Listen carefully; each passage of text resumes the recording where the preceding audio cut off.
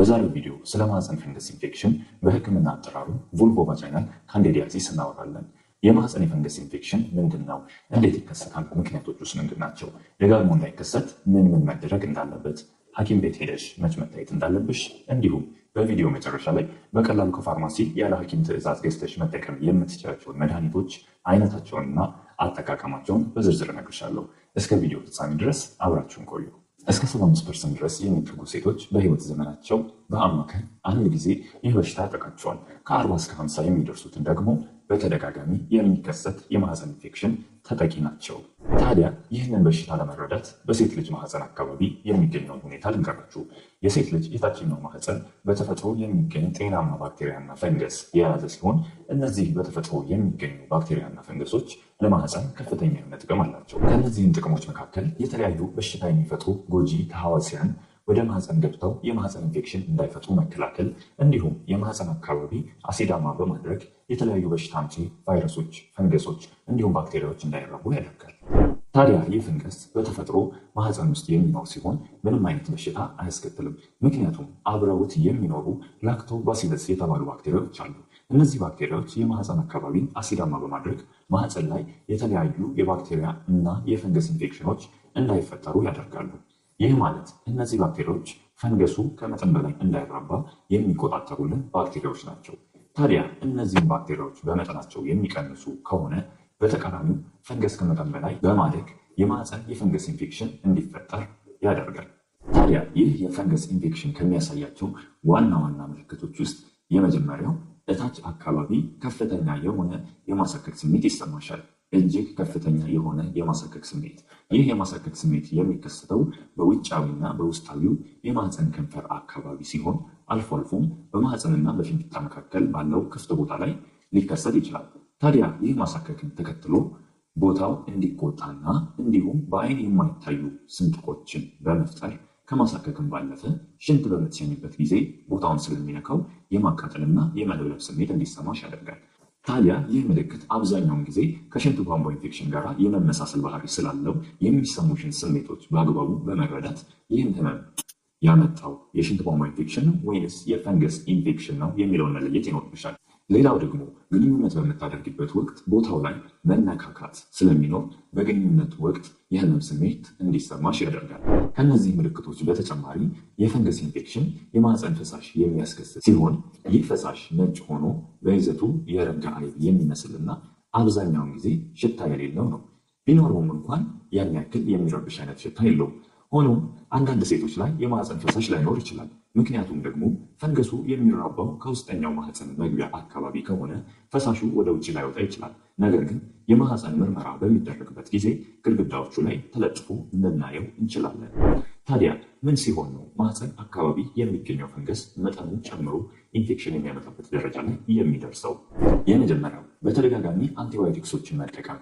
ይህም ማለት ለተለያዩ ኢንፌክሽን የምትጠቀማቸው አንቲባዮቲክሶች ወይም ጸረ ባክቴሪያ መድኃኒቶች ስራቸው በሽታ አምጪ ባክቴሪያዎችን መግደል ሲሆን፣ ነገር ግን መድኃኒቱ በሽታ አምጪ ባክቴሪያዎችን በሚገድልበት ወቅት ጎን ለጎን እነዚህን ጠቃሚ ባክቴሪያዎች በመግደል ማህፀን አካባቢ የሚገኙትን ፈንገሶች መኖር ከሚገባቸው መጠን በላይ እንዲያድጉና ኢንፌክሽን እንዲፈጥሩ ያደርጋል።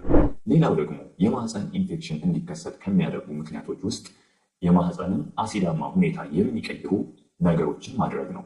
ከነዚህ ውስጥ እታች ማህፀን አካባቢ በተደጋጋሚ በሳሙና መታጠብ፣ እንዲሁም ውስጥ ድረስ ገብቶ በውሃ ወይንም በሌሎች ኬሚካሎች መታጠብ፣ የተለያዩ በውስጣቸው ሽቶ እና ኬሚካል ያላቸውን ዋይፐሮች እንዲሁም ለሴት ልጅ ንጽህና መጠበቂያ ተብለው የሚሰሩ የማህፀን ሽቶዎችን መጠቀም ለማህፀን የፈንገስ ኢንፌክሽን ያጋልጣል።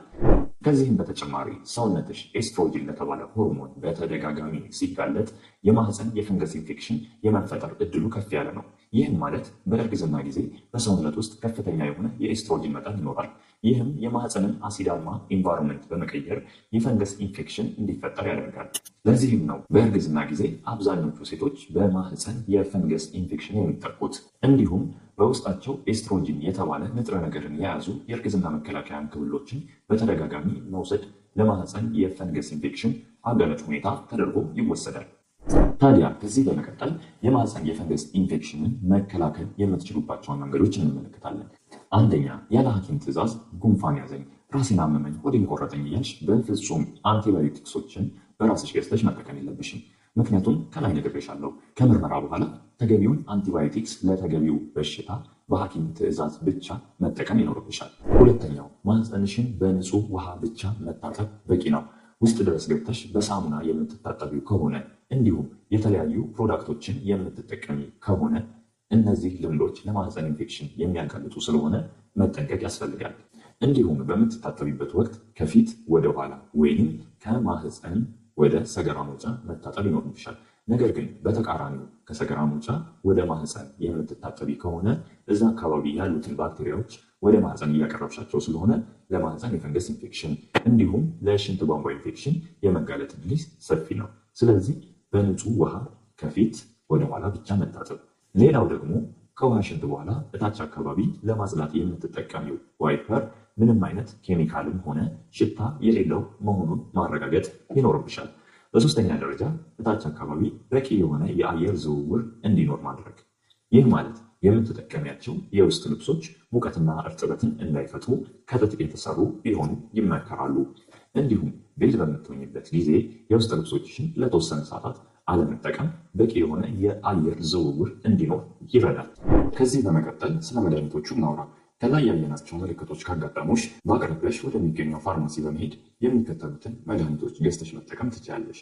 እነዚህ መድኃኒቶች ያለ ሐኪም ትዕዛዝ የሚሰጡ መድኃኒቶች ሲሆኑ እነዚህ መድኃኒቶች በሚቀባ ክሬም መልክ እንዲሁም ማህፀን ውስጥ በሚገባ ታብሌት እና ሰፖዚተሪ መልክ ይገኛሉ። የመጀመሪያ የምናየው ክሎትሪማዞል የተባለውን መድኃኒት ሲሆን ይህ መድኃኒት በ1% እና 2% ክሬም የሚገኝ ሲሆን 1%ቱን ክሬም በቀን አንድ ጊዜ ከ7 እስከ 14 ቀናት መጠቀም የምትችይ ሲሆን 2% ክሬም የምትጠቀሚ ከሆነ ግን ፈጣንና በ3 ቀናት ውስጥ የፈንገስ ኢንፌክሽንን ማጥፋት ይችላል። ይህ መድኃኒት ከክሬም ባሻገር በማህፀን ውስጥ በሚገባ ታብሌት መልክ የተዘጋጀ ሲሆን ከ3 እስከ 5 ቀናት ውስጥ መጠቀም ትችላለሽ። ሌላው መድኃኒት ደግሞ ማይኮናዞል የተባለ መድኃኒት ሲሆን እርሱም በ2% እና በ4% ክሬም የሚገኝ ሲሆን እንዲሁም በሰፖዚተሪ መልክ ይገኛል። ታዲያ 2% ክሬም የምትጠቀሚ ከሆነ ለ7 ቀናት ያክል መጠቀም የሚኖርብሽ ሲሆን 4%ቱን ክሬም የምትጠቀሚ ከሆነ ግን ለ3 ቀናት ብትጠቀሚው ከኢንፌክሽኑ መዳን ትችላለሽ።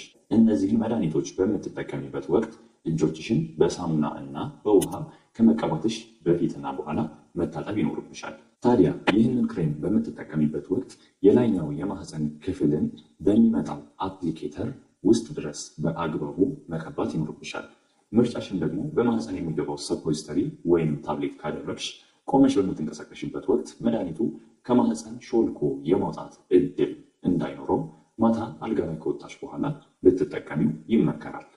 ታዲያ እነዚህ ከላይ ያየናቸውን መድኃኒቶች አብዛኛውን ጊዜ የማህፀን የፈንገስ ኢንፌክሽን ለማከም የሚሰጡ ሲሆን መድኃኒቱን ተጠቅመሽ ምንም ለውጥ ካላገኘሽ እንዲሁም በዓመት 4 ጊዜና ከዛ በላይ በማህፀን የፈንገስ ኢንፌክሽን የምትጠቂ ከሆነ እንዲሁም ነፍሰ ጡር ከሆንሽና እንደ ስኳር የመሳሰሉ ተጓዳኝ የጤና ችግሮች ካሉብሽ እና ያጋጠመሽ የማህፀን ፈሳሽ ጠንካራ ሽታ ካለው ወይንም መልኩ ከተለመደው ውጪ ቢጫ፣ አረንጓዴ ወይንም ከዛ የተለየ ከሆነ ሌላ ኢንፌክሽን ሊሆን ስለሚችል ወደ ጤና ተቋም በመሄድ የሐኪምሽን እርዳታ ማግኘት ይኖርብሻል። ከዛሬው ቪዲዮ ጥሩ ትምህርት እንዳገኛችሁ አልጠራጠርም። ጥያቄ ካላችሁ ኮመንት ላይ አስቀምጡልኝ። ቻናላችንንም ሰብስክራይብ ማድረግ እንዳይረሳ። በቀጣይ ቪዲዮ እስከምንገናኝ ድረስ ባላችሁበት ሰላም ሁኑ።